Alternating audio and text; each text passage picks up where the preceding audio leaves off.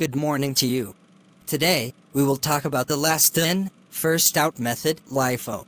This method assumes that the last goods purchased are the first sold. Thus, the ending inventory consists of the earliest goods purchased or the oldest items, and the cost of goods sold includes the latest goods purchased. Can the LIFO method be used under a perpetual inventory system and under a periodic inventory system?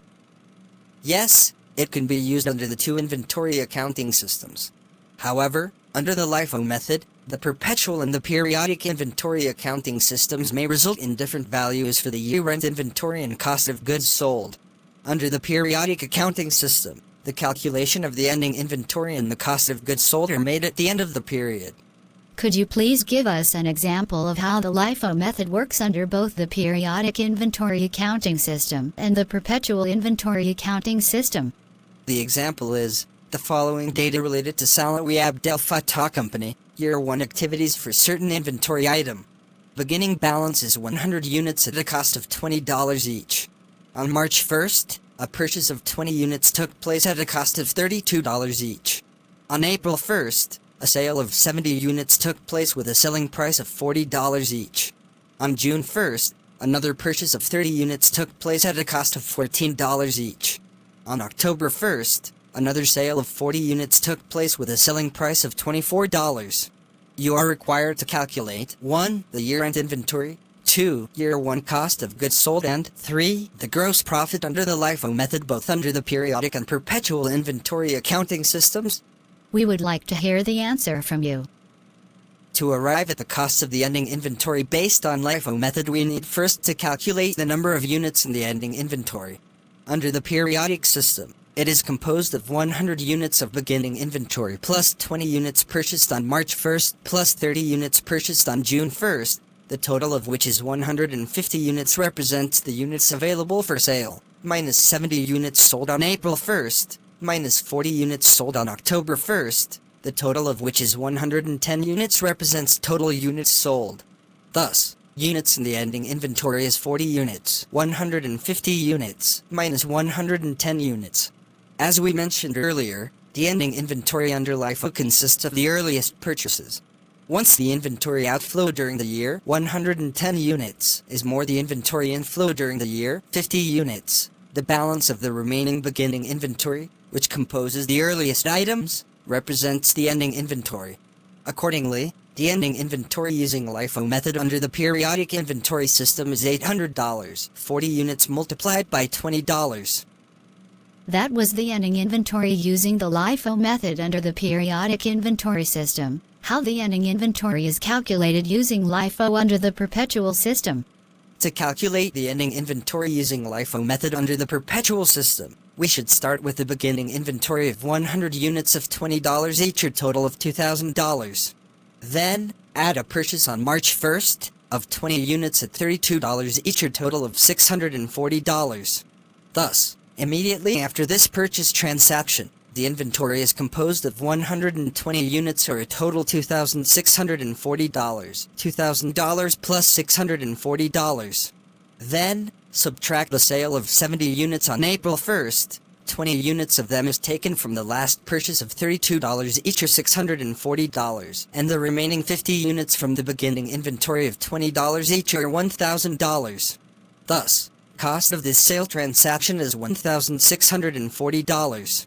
Accordingly, the inventory immediately after this sale is composed of 50 units, or a total of $1,000, $2,640, minus $1,640. Then, add a purchase on June 1st of 30 units at $14 each, or total of $420. Thus, immediately after this purchase transaction, the inventory is composed of 80 units, or a total $1,420, $1,000 plus $420.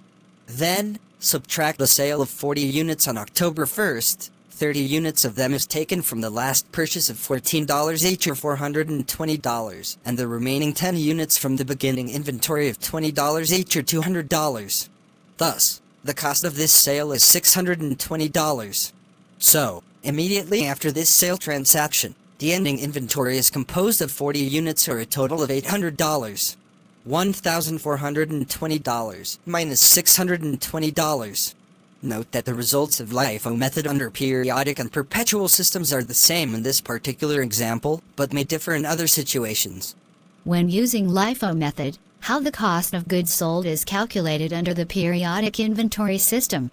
As we mentioned earlier, cost of goods sold when using LIFO method includes the latest goods purchased. In short, the cost of goods sold under the periodic system equals the cost of goods available for sale of $3,060, $2,000 of the beginning inventory plus $640 of the first purchase plus $420 of the second purchase, minus the ending inventory of $800 previously calculated. Thus, cost of goods sold is $2,260, $3,060 minus $800.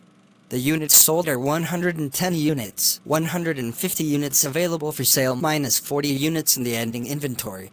Thus, these 110 units sold are divided into 3 classes. Class 1 is composed of all the 30 units from the newest purchase of $14 each, or a total $420. Class 2 is composed of all the 20 units from the prior newest purchase of $32 each, or a total $640.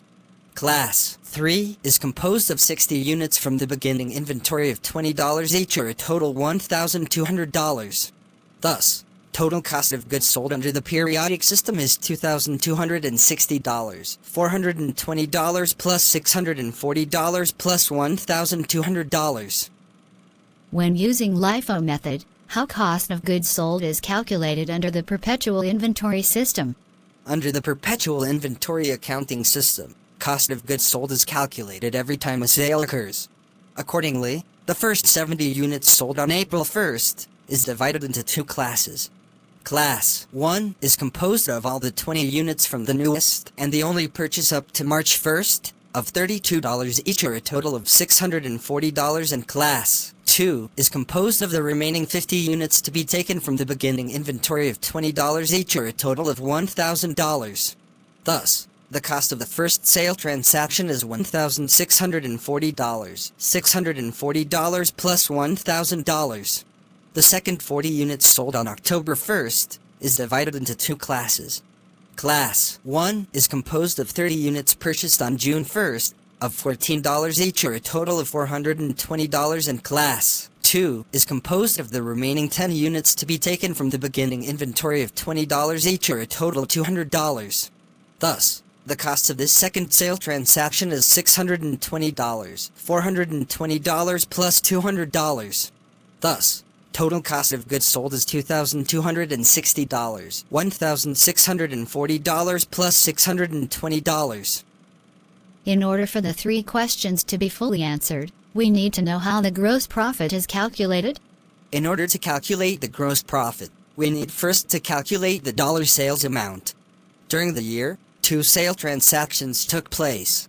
The 70 units sold on April at a selling price of $40, or a total of $2,800, and the 40 units sold on October 1st at a selling price of $24, or a total of $960. Thus, total sales is $3,760, $2,800 plus $960. The gross profit equals the sales minus the cost of goods sold.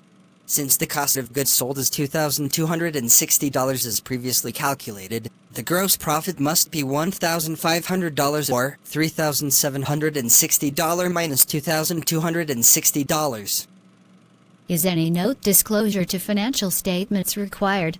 Yes, if a method other than LIFO is used to account for the flow of inventory, the excess of total amount under such method over the total of LIFO amount should be presented in the notes. Note also that LIFO is not permitted under IFRS. Thank you, Yasayed Yadahi.